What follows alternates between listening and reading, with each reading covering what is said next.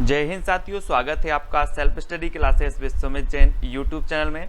दोस्तों, हिंदी साहित्य की आज हम बहुत बढ़िया और फनी ट्रिक लेकर के आए हैं। ठीक है, अभी तक हमने बहुत सारी वीडियो में हिंदी साहित्य अकादमी से पुरस्कृत जितनी भी रचनाएं थी उनको पढ़ा है ना।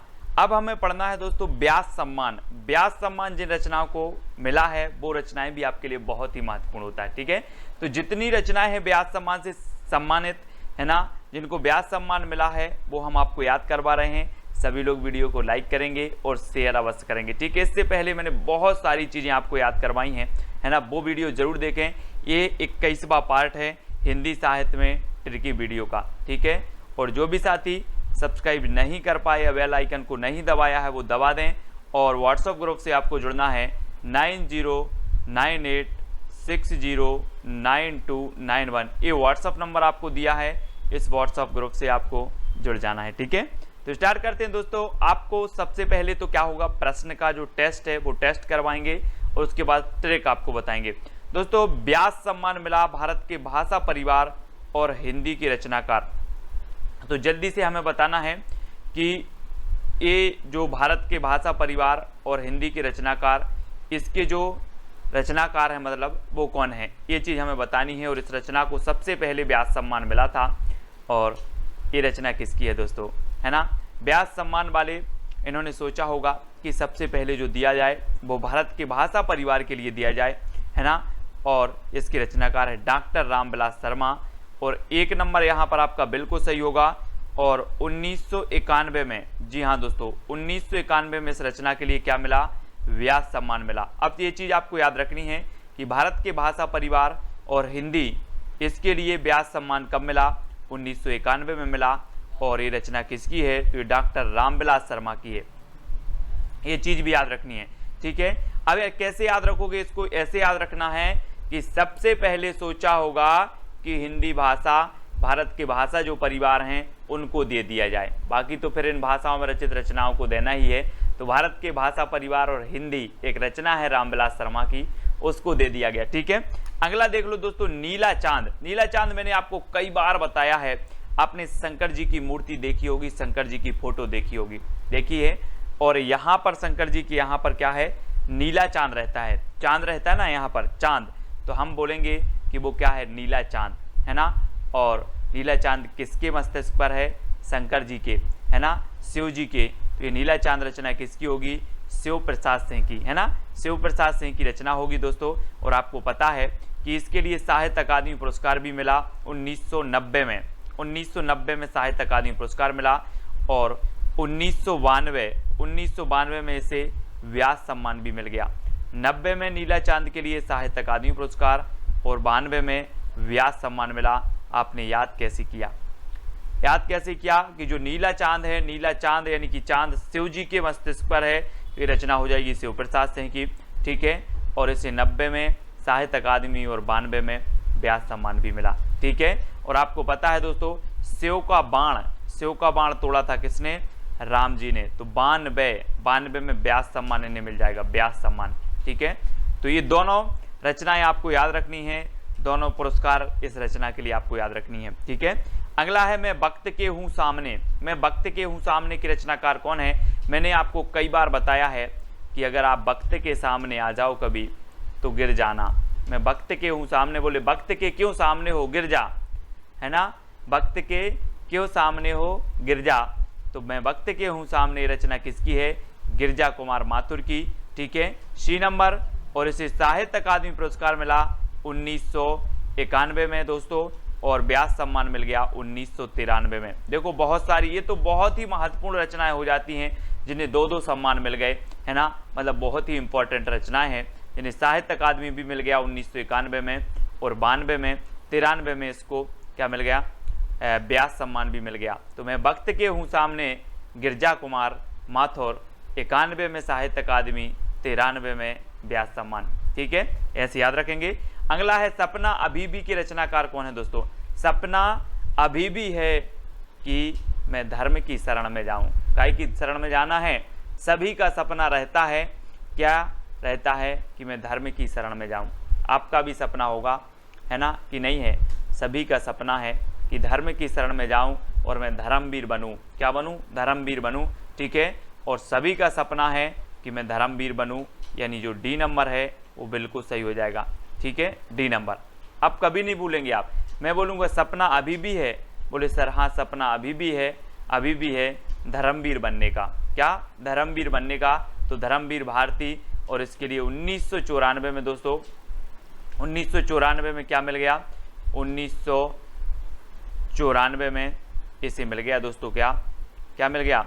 व्यास सम्मान मिल गया। किसे? सपना अभी भी है। तो याद रख लेना, है ना, सभी लोग याद रखें। चोर का भी सपना हो जाता है, चोर से 94, चोर से 94, है ना। कहीं पहले तो आप चोर थे, सपना अभी भी है आपका धर्म करने का, धर्मवीर बनने का। तो 94, चोर से 94 में इसे व्यास सम्मान मिला, और सपना अभी भी है धर्मवीर भारती। ठीक है, आत्मजयी के रचनाकार कौन है दोस्तों? हमने एक रचना पढ़ी थी, कोई दूसरा नहीं, कोई दूसरा नहीं कुंवर चाहिए, कोई दूसरा नहीं कुंवर चाहिए। अब इसको कर लो कि कोई दूसरा नहीं आत्मजयी कुंवर चाहिए। कैसा चाहिए? आत्मजयी कुंवर चाहिए, कोई दूसरा नहीं चाहिए, यानी कि कुंवर नारायण। ठीक है, आ नंबर आपका बिल्कुल सही होगा। आत्मजयी कुंवर चाहिए तो कुंवर नारायण, कोई दूसरा नहीं, यानी कि 1995 में इसे साहित्य अकादमी पुरस्कार मिला, कोई दूसरा नहीं। ये रचना भी किसकी है? कुंवर नारायण की है। और आत्मजयी ये रचना भी किसकी है? कुंवर नारायण की है, और 1995 में इसे ये व्यास सम्मान मिला दोस्तों, है ना। दो रचनाएं इनकी है, बहुत ही बढ़िया रचनाएं हैं। कोई दूसरा नहीं कुंवर चाहिए, 1995, 95 साल का कुंवर चाहिए। ठीक है, याद रखेंगे। और 95 में ही दोस्तों इनकी आत्मजयी को मिला व्यास सम्मान, और 95 में ही कोई दूसरा नहीं इस रचना के लिए साहित्य अकादमी पुरस्कार मिला।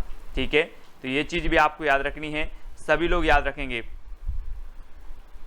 है ना, सभी लोगों को याद रखना है। और अगला देख लेते हैं यहाँ पर, हिंदी साहित्य और संवेदना का विकास की रचनाकार कौन है? हिंदी साहित्य और संवेदना, 4 विकल्प हैं दोस्तों। एक चीज बताना कि मैं जिसके बारे में जानता हूं उसके प्रति संवेदना प्रकट करता हूं, है ना। मैं जिसका स्वरूप जानता हूं उसके बारे में संवेदना प्रकट करता हूं। मैं जिसका स्वरूप ही नहीं जानता तो क्या संवेदना प्रकट करना। तो स्वरूप जानता हूं, है ना, उसके बारे में क्या करते हैं? संवेदना प्रकट करते हैं। तो डॉक्टर रामस्वरूप चतुर्वेदी की रचना हो जाएगी। बोले सर मैं संवेदना प्रकट न करने गया था क्योंकि मुझे उसका स्वरूप पता था कि वो बहुत अच्छा है। हिंदी साहित्य और संवेदना का विकास ये रामस्वरूप चतुर्वेदी का है। ठीक है, हम हिंदी साहित्य का विकास जानते हैं, हिंदी साहित्य के बारे में जानते हैं, हिंदी साहित्य के बारे में संवेदना प्रकट करेंगे क्योंकि हमें इसका स्वरूप पता है, स्वरूप। ठीक है, और इस रचना के लिए दोस्तों 1996 में व्यास सम्मान मिल गया। किसे? हिंदी साहित्य और संवेदना के विकास के लिए। तो ये चीज आपको याद रखनी है। और दोस्तों उत्तर कबीर तथा अन्य कविताएं के रचनाकार कौन है? उत्तर कबीर तथा अन्य कविताएं, कुंवर नारायण, डॉक्टर रामस्वरूप चतुर्वेदी, डॉक्टर केदारनाथ सिंह, या फिर गोविंद मिश्र। तो उत्तर कबीर तथा अन्य कविताएं के जो रचनाकार हैं वो हैं दोस्तों 1997 में से व्यास सम्मान मिला, और वो केदारनाथ से हैं। तो इसको याद रख लेना है ना।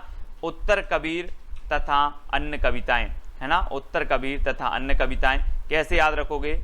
कबीर की बात आई है दोस्तों यहाँ पर, तो केदारनाथ में जब बाढ़ आई तो कबीर भी क्या गए? देखने गए। इस प्रकार से रख लेंगे, कबीर भी देखने गए थे। तो उत्तर कबीर तथा अन्य कविताएं रचना केदारनाथ से की है। 1997 में क्या मिल गया? इसे व्यास सम्मान मिल गया, व्यास। ठीक है, अगला देखते हैं दोस्तों, 5 आंगनों वाला घर। 5 आंगनों वाला घर की रचनाकार बताना है। आपको पता होगा दोस्तों कि आपने पढ़ी होगी, सूरदास ने लिखी है कि घुटरू बन खेलत, कृष्ण जी के बारे में लिखा है ना, घुटरू बन खेलत, आंगन में घुटरू बन खेलत, इस प्रकार से एक पंक्ति उन्होंने लिखी है। तो आंगन में कौन खेलते थे? आंगन में खेलते थे दोस्तों कृष्ण जी, उनका नाम ही गोविंद है ना। तो 5 आंगनों वाले घर में खेलते थे कौन? गोविंद। तो गोविंद मिश्र, गोविंद मिश्र। इसके रचनाकार कौन होंगे? गोविंद मिश्र। मैं कभी भी आपसे पूछूंगा 5 आंगनों वाला घर, बोले सर 5 आंगनों वाले घर में तो गोविंद खेलते थे, है ना, गोविंद खेलते थे, यानी गोविंद मिश्र। और इसे 1998 में दोस्तों क्या मिल गया? व्यास सम्मान मिल गया, 98। ठीक है, 98 में क्या मिल गया, व्यास सम्मान। विश्रामपुर का संत, जी हाँ दोस्तों, अब एक चीज बताना कि जब माँ का लाल थक जाता है, जब माँ का लाल थक जाता है तो माँ बोलती है विश्राम कर ले। क्या बोलती है, विश्राम कर ले।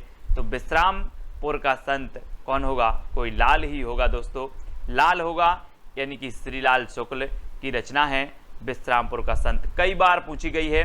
राग दरबारी भी आपको रचना पता होगी दोस्तों, श्रीलाल शुक्ल जी की, है ना, और श्रीलाल शुक्ल की एक रचना है, कई बार पूछी गई, विश्रामपुर का संत, है ना। माँ किससे बोलेगी, लाल से बोलेगी कि विश्राम कर ले, तो लाल से श्रीलाल शुक्ल, ऐसे याद रखेंगे। और दोस्तों 1999 में इसे व्यास सम्मान मिला, है ना, व्यास सम्मान मिला, ये चीज भी आपको याद रखनी है। और लाल विश्राम नहीं करता, बोले 99 का फेर है, मैं विश्राम नहीं करूंगा। क्या नहीं करूंगा, विश्राम, तो 99 का फेर है, याद रख लेना। और विश्रामपुर का संत श्रीलाल शुक्ल की रचना हो जाएगी, व्यास सम्मान 1999। पहला गिरमिटिया के रचनाकार कौन है, पहला गिरमिटिया, जी हाँ दोस्तों। अब दोस्तों याद रख लेना, 2 सेकंड में आप अपने उत्तर को तो बताना। यहां पर दिया है गिर, तो उत्तर में भी क्या आना चाहिए, गिर, है ना। तो ये देखो गिरिराज किशोर, गिरमिटिया, पहला गिरमिटिया गिरिराज किशोर, है ना। तो ये तो उत्तर में आपको गिरिराज किशोर समझ में आ गया। और 2000 में जो है क्या है, ये रचना को व्यास सम्मान मिला था, पहला गिरमिटिया, है ना। बोले पहला गिरमिटिया मैंने 2000 रुपये में खरीद लिया, क्योंकि वो क्या हो गया था, गिर गया था, तो गिरिराज किशोर, है ना, पहला गिरमिटिया गिर गया था जो मैंने 2000 रुपये में खरीदा था, इस प्रकार से। तो गिरिराज किशोर इसके रचनाकार होंगे, 2000 में से व्यास सम्मान मिल जाएगा, ठीक है। अगला है दोस्तों आपका आलोचना का पक्ष के रचनाकार कौन है, आलोचना का पक्ष, इसके रचनाकार बताना है, कैलाश वाजपेयी, डॉक्टर रमेश चंद्र शाह, चित्रा मुदगल या फिर गिरिराज किशोर। तो आलोचना का पक्ष को आपका बिल्कुल सही आंसर होगा रमेश चंद्र शाह है, जी हाँ दोस्तों, डॉक्टर रमेश चंद्र शाह इसके रचनाकार हैं। बहुत ही बढ़िया रचना है ना। और इसे 2001 में क्या मिला, 2001 में इसे दोस्तों व्यास सम्मान मिल गया, आलोचना का पक्ष, ठीक है, रमेश चंद्र शाह है, ऐसे भी आपको याद रखना, शाह है, ठीक है, रमेश चंद्र शाह है ना, याद रखेंगे। अगला है दोस्तों पृथ्वी का कृष्ण पक्ष के रचनाकार कौन है, पृथ्वी का कृष्ण पक्ष। दोस्तों पृथ्वी पर चाहे कृष्ण पक्ष हो चाहे शुक्ल पक्ष हो, लेकिन शंकर जी ने तो अपना जो तपस्या की वो कहाँ पर की, कैलाश पर्वत पर। कैलाश पर्वत पर बोले कि पृथ्वी पर चाहे शुक्ल पक्ष हो चाहे कृष्ण पक्ष हो, मैं तो अब कैलाश पर्वत पर तपस्या कर रहा हूँ, ठीक है। तो पृथ्वी के कैलाश पर्वत पर तपस्या की श्री कृष्ण ने, और चाहे कृष्ण पक्ष हो या शुक्ल पक्ष, कैलाश पर्वत पर ही की, तो कैलाश वाजपेयी। पृथ्वी का कृष्ण पक्ष कैलाश पर्वत पर, यानी कि कैलाश वाजपेयी, है ना। याद रखेंगे इस प्रकार से कि पृथ्वी का कृष्ण पक्ष कैलाश पर्वत पर, है ना, तो कैलाश वाजपेयी रचनाकार हो जाएंगे।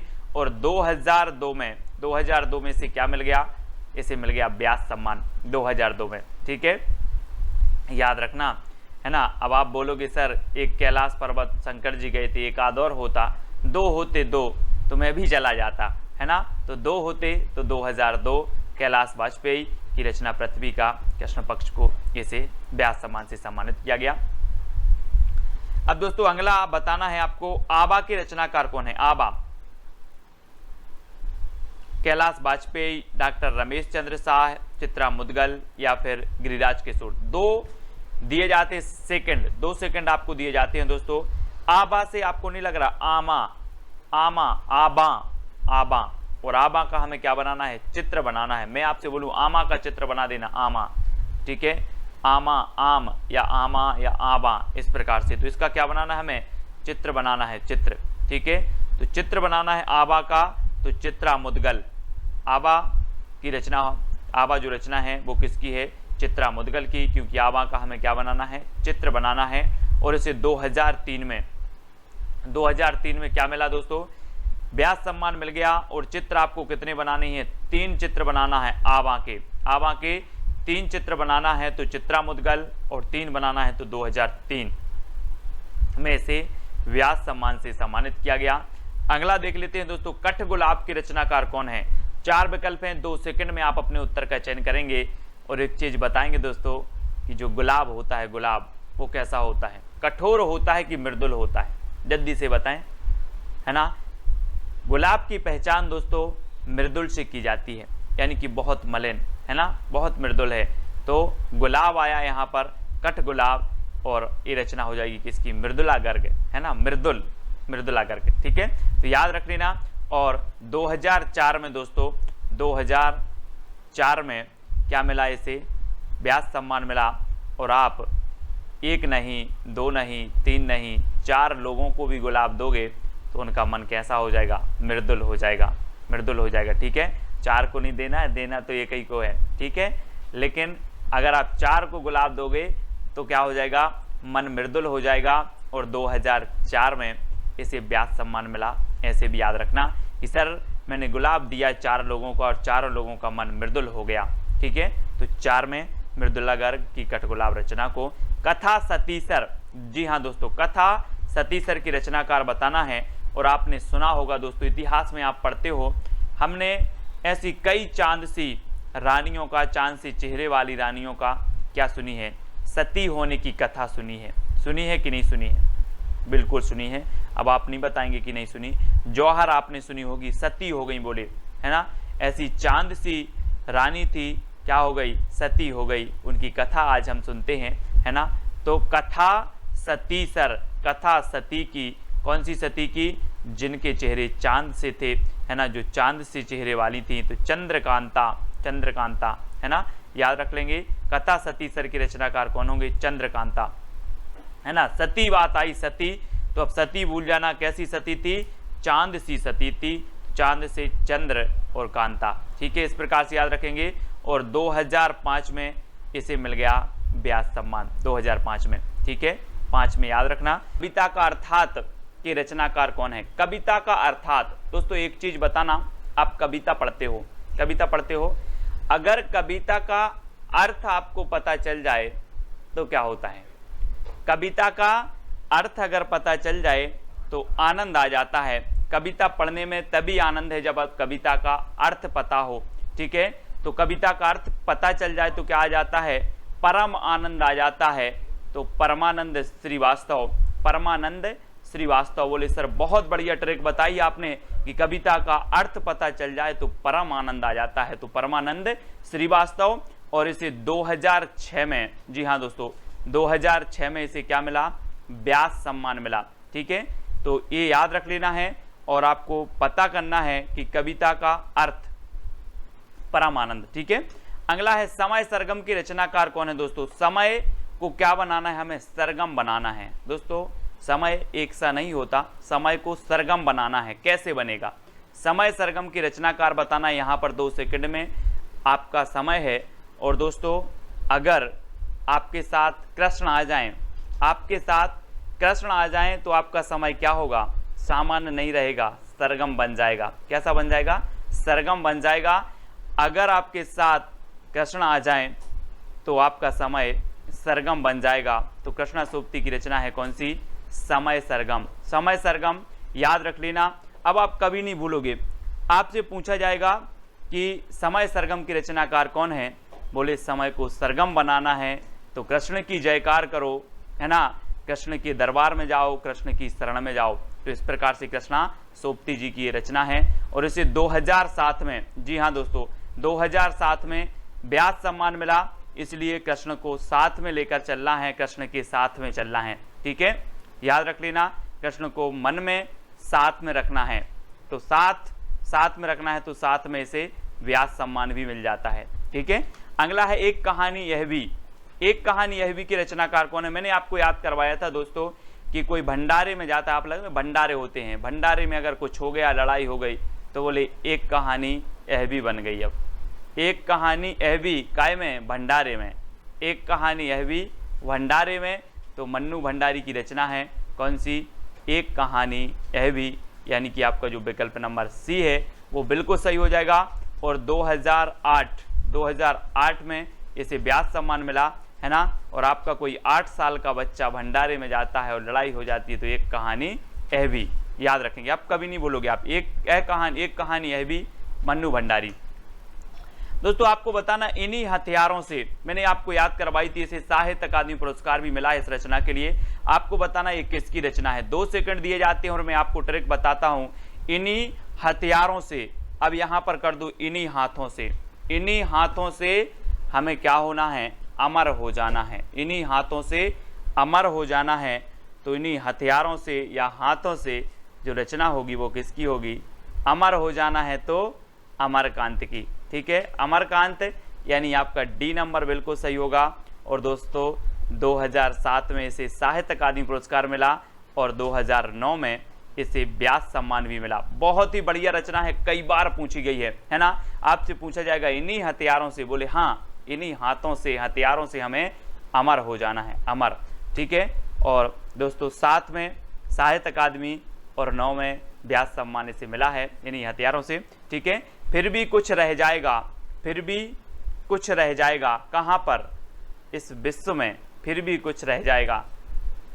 कोरोना चल रहा है दोस्तों, फिर भी कुछ रह जाएगा है विश्व में, आपको क्या लग रहा है, फिर भी कुछ रह जाएगा, कहाँ पर, विश्व में, विश्व में तो विश्वनाथ तिवारी, विश्वनाथ तिवारी, ये नंबर आपका बिल्कुल सही होगा, फिर भी कुछ रह जाएगा विश्व में। और 2010 में इसे सम्मान मिला है, कौन सा, व्यास सम्मान। विश्व में फिर भी कुछ रह जाएगा, ऐसे कर लेंगे, विश्व में फिर भी कुछ रह जाएगा, 2010 व्यास सम्मान। ठीक है, आम के पत्ते के रचनाकार तो कौन है दोस्तों, आम के पत्ते, आम के पत्ते बताना है इसके रचनाकार कौन है। और 4 विकल्प हैं। और आपने देखा होगा दोस्तों जब कथा होती ना, कथा होती है, राम कथा हो रही, बोले राम कथा हो रही है, और आप देखते हैं दरबार में आम के पत्ते लगाते इस प्रकार से माला बना के, है ना। आम के पत्ते भी सोचते हैं कहीं राम के दरस हो जाएं, है ना, क्या सोचते हैं, आम के पत्ते भी सोचते हैं राम के दरस हो जाएं। तो आम के पत्ते के रचनाकार कौन होंगे, रामदरस मिश्र। रामदरस मिश्र यानी कि जो आपका वी नंबर है वो बिल्कुल सही हो जाएगा, है ना। आम के पत्ते क्या कल्पना करते हैं, राम के दरस हो जाएं। दोस्तों ये चीज़ आप कवि को मिल जाए, बोले आम के पत्ते करते हैं, तो कभी कल्पनात्मक कहानी बना के, कविता बना के आपको पेश कर देगा। तो आम के पत्ते क्या सोचते हैं, राम के दरस मिल जाएं। और 2011 में इसे व्यास सम्मान मिल गया आम के पत्ते के लिए। बहुत ही बढ़िया रचना है, कई बार पूछी भी गई है। अगला है ना भूतो ना भविष्यति। हम बोलते ना कि ना भूत में हुआ है ना भविष्य में होगा, वैसा हो गया है, ना भूतो ना भविष्यत की रचनाकार कौन होंगे। तो 4 विकल्प हैं दोस्तों, और आपका बिल्कुल सही आंसर होगा नरेंद्र कोहली, है ना। कोहली क्रिकेट टीम के हैं, कप्तान हैं, और इन्होंने ऐसा कर दिया कि ना भूत में हुआ और ना भविष्य में, है ना, ना भूतो ना भविष्यत। बोले इंडिया टीम को ऐसा कप्तान ना भूत में मिला ना भविष्य में, तो ना भूतो ना भविष्यत, ये कौन हो जाएंगे, नरेंद्र कोहली। कोहली याद रख लेना, कोहली, नरेंद्र कोहली इसके रचनाकार हैं। और 2012 में क्या मिल गया, साहित्य इन्हें व्यास सम्मान मिल गया, ना भूतो ना भविष्यत, 2012 नरेंद्र कोहली। ठीक है, इस प्रकार से। और दोस्तों आपको बताना भी है कि सर ये वाली ट्रिक अच्छी लगी, लास्ट में मैं आपको एक चैलेंज प्रश्न देता हूं, उसके साथ ही आपको ट्रिक भी बतानी होती है कि कौन सी ट्रिक आपको सबसे अच्छी, सबसे फनी लगी। ठीक है, व्योमकेश दरवेश के रचनाकार कौन है दोस्तों, हिंदी साहित्य वाले स्टूडेंट हैं तो पर्यायवाची शब्द सभी को आते हैं लगभग। अब यहां पर देखो कि व्योम, व्योम मतलब क्या होता है, आकाश, व्योम मतलब होता है आकाश। और दोस्तों एक चीज बताना कि जो ये आकाश है हमारे भारत में बस है कि अमेरिका में भी है, सब जगह है ना पूरे विश्व में, कि नहीं, बोले अमेरिका में नहीं है सर आकाश, तो भारत में बस है, पूरे विश्व में आकाश है। और व्योम मतलब होता है आकाश, तो व्योमकेश दरवेश ये रचना किसकी होगी, व्योमकेश दरवेश ये रचना बतानी है, और ये रचना होगी विश्वनाथ त्रिपाठी की, है ना। विश्व में क्या है, व्योम फैला है, व्योम यानी कि आकाश फैला है, तो विश्वनाथ त्रिपाठी इसके रचनाकार होंगे। और 2013 में क्या है, इसे व्यास सम्मान मिला है। ठीक है, व्यास सम्मान तो याद रख लेना है।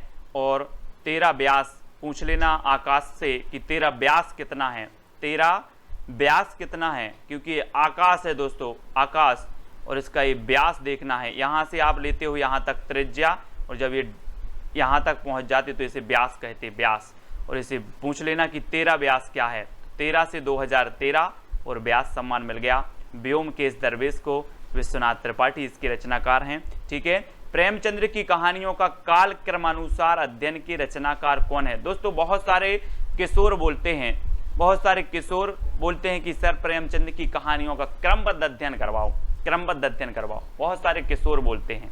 तो कौन होंगे प्रेमचंद की कहानियों का काल क्रमानुसार अध्ययन? कौन होंगे रचनाकार? किशोर बोलते हैं तो कमल किशोर गोयनका, कमल किशोर गोयनका। ठीक है, अब कभी नहीं भूलना 2014 में इसे व्यास सम्मान दिया गया किसे? प्रेमचंद की कहानियों का काल क्रमानुसार अध्ययन के लिए, और ये रचना है कमल किशोर गोयनका। और बहुत सारे किशोर बोलते हैं कि क्रमबद्ध अध्ययन करवाओ सर प्रेमचंद की कहानियों का क्रमबद्ध अध्ययन, है ना, तो कमल किशोर। अगला है क्षमा के रचनाकार कौन है? दोस्तों 4 विकल्प हैं, और दोस्तों आपको पता होगा, शायद आपने जैन धर्म पढ़ा होगा, जैन धर्म में एक धर्म होता है क्षमा धर्म, क्षमा धर्म होता है ना। कहते हैं कि क्षमा धर्म सबसे बड़ा धर्म है, और क्षमा कौन से धर्म में होता है? जैन धर्म में होता है। तो अब क्षमा धर्म का पालन कोई जैन ही करेगा, तो सुनीता जैन, है ना, ये रचना है सुनीता जैन की, और एक खंड काव्य है, ये चीज़ भी याद रखनी। और 2015 में क्या मिला? इसे ज्ञान व्यास सम्मान मिल गया। तो आप कभी नहीं भूलना, मैंने बोला क्षमा, तो आप देख लेना कि क्षमा तो जैन धर्म का एक धर्म है ना, तो याद रख लेना। और जैन का है तो सुनीता जैन की ये रचना है, एक खंड काव्य है, 2015 में जैसे व्यास सम्मान मिला। ठीक है, अगला है काटना समी का वृक्ष पद्म पंखुड़ी की धार से, काटना समी का वृक्ष पद्म पंखुड़ी की धार से, इसके रचनाकार कौन है दोस्तों? तो याद रख लेना है। अब यहां से एक चीज कर देना, काटना समी का स्वर, काटना समी का सुर पद्म पंखुड़ी की धार से, ऐसे याद करना है, काटना समी का सुर पंखुड़ी की धार से, काटना समी का सुर पंखुड़ी की धार से। तो सुर से हो जाएंगे आपके सुरेंद्र वर्मा, है ना, काटना समी का सुर पंखुड़ी की धार से, तो सुर से क्या हो जाएगा? सुरेंद्र वर्मा की रचना है, और इसे 2016 में कौन सा सम्मान मिला? व्यास सम्मान मिला। ठीक है, याद रख लेना। कैसे याद रख लोगे? काटना समी का सुर पंखुड़ी की धार से, समी का सुर, सुर से सुरेंद्र वर्मा। ठीक है, अगला देखते हैं दोस्तों, दुखम सुखम की रचनाकार कौन है? दुखम सुखम की रचनाकार बताना है, और 4 विकल्प हैं, बहुत ही बढ़िया रचना है, कई बार पूछी गई है। और दोस्तों इसका सही उत्तर क्या हो जाएगा आपको कमेंट में लिखना है। और मैं एक बहुत अच्छी चीज़ आपको बता रहा हूँ कि जिसको माँ की ममता मिल जाए, जिसको माँ की ममता मिल जाए, उसके सारे दुखम सुखम में बदल जाते हैं। क्या हो जाते हैं? जिसको माँ की ममता मिल जाए, उसके दुखम सुखम में बदल जाते हैं। अब याद रख लेना, आप कभी नहीं भूलोगे, है ना। बोले माँ की ममता अगर मिल जाए तो दुखम सुखम में बदल जाते हैं, सुखम में। तो याद रख लेना, ममता कालिया इसके रचनाकार हैं, यानी आ नंबर आपका बिल्कुल सही हो जाएगा। और 2017 में जो है इसे मिला दोस्तों व्यास सम्मान। कब मिला? 2017 में। ठीक है, तो याद रख लेना, किसी किसी को दोस्तों बोले बचपन से बिछड़ गए और 17 साल के हुए तब माँ की ममता मिली, है ना। 17 साल के हुए तो 2017 में व्यास सम्मान मिला। और ये तो बहुत बढ़िया ट्रिक है ना, कि माँ की ममता मिल जाए तो सारे दुखम सुखम में बदल जाते। तो दुखम सुखम रचना ममता कालिया। ठीक है, जितने लोग उतने प्रेम की रचनाकार कौन है दोस्तों? जितने लोग उतने प्रेम करते हैं, है ना, ऐसे याद कर लो, है ना। कैसे याद करोगे? जितने लोग उतने प्रेम करते हैं, और कैसे करते हैं? जुगाड़ से करते हैं। कैसे करते हैं? जुगाड़ से। तो लीलाधर जगूड़ी, लीलाधर जगूड़ी याद रख लेना, जितने लोग उतने लोग प्रेम करते हैं, कैसे? जुगाड़ से। तो लीलाधर जगूड़ी। ठीक है, बी नंबर आपका बिल्कुल सही हो जाएगा, बी नंबर लीलाधर जगूड़ी आपका सही है। अब कभी भी पूछा जाएगा आपसे कि जितने लोग उतने प्रेम, जितने लोग उतने प्रेम करते हैं जुगाड़ से, यानी कि बी नंबर आपका सही होगा। और 2018 में इसे क्या मिला? व्यास सम्मान मिल गया। ठीक है, व्यास सम्मान मिल गया। और अगली रचना है कागज की नाव के रचनाकार कौन है दोस्तों? बचपन में आपने बहुत कागज की नाव, है ना, पानी गिरा और आपने कागज की नाव बनाई और निकाल दी, बहुत चलाई है कागज की नाव, है ना। और कागज की नाव की रचनाकार अब यहाँ पर पूछ लिया गया है। तो दोस्तों कागज की नाव के जो सिरा होते हैं यहाँ पर एक सिरा ए और एक सिरा ए, देखो इस सिरा बहुत बढ़िया होते हैं दोस्तों, सिरा।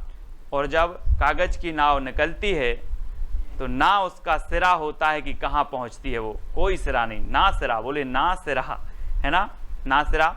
तो याद रख लेना कागज की नाव का ना सिरा, नासिरा शर्मा की रचना है कागज की नाव। और इसे 2019 में दोस्तों क्या मिला, व्यास सम्मान मिल गया। तो याद रख लेना 2019 में व्यास सम्मान किसे मिला, तो बता देना कागज की नाव को, और ये रचना है नासिरा शर्मा की। ठीक है, अब दोस्तों यहाँ पर आपके जो व्यास सम्मान है वो कंप्लीट होते हैं, व्यास सम्मान जितने भी व्यास सम्मान से सम्मानित रचनाएं हैं।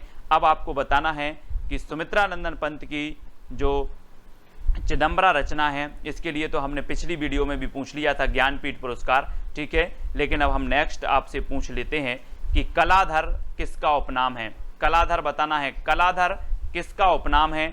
आपके पास 4 विकल्प हैं, सुमित्रा नंदन पंत, दूसरा है आपका निराला, तीसरा है जयशंकर प्रसाद और चौथा है नागार्जुन। ठीक है, ये 4 विकल्प में से आपको बताना है कि कलाधर उपनाम किसका है। सभी लोग इस चैलेंज प्रश्न का उत्तर बताएंगे, और इस सुमित्रा नंदन की चिदंबरा का भी आपको बताना है, फिर से इसका भी बताएंगे कि कब इसे जो है ज्ञानपीठ पुरस्कार मिला, 72 में किसे मिला, 78 में किसे मिला, 82 में किसे मिला, ये भी आपको बतानी है।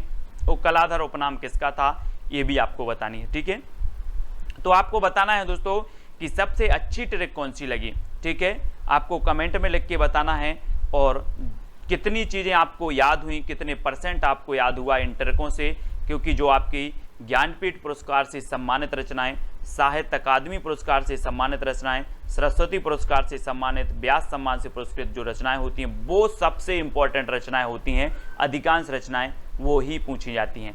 ठीक है, इनको हमें अच्छे से पढ़ना है, रटना है। ठीक है, और दोस्तों जो भी साथी व्हाट्सएप ग्रुप से नहीं जुड़े हैं वो 9098609291 ये नंबर है, इस पर आप SMS करेंगे, MSG करेंगे तो आपको क्या मिल जाएगी, लिंक मिल जाएगी व्हाट्सएप ग्रुप की। और दोस्तों अपना एक टेलीग्राम ग्रुप है IAS स्टडी ट्रिक। ठीक है, आपको सर्च कर लेना है टेलीग्राम में और ज्वाइन हो जाना है। वीडियो अच्छा लगा हो तो लाइक करके कमेंट में बता देना, और प्रोत्साहन के 2 शब्द भी आप लिख देना। ठीक है, वीडियो को लाइक और शेयर अवश्य करना। आज के वीडियो के लिए बस इतना ही। जय हिंद।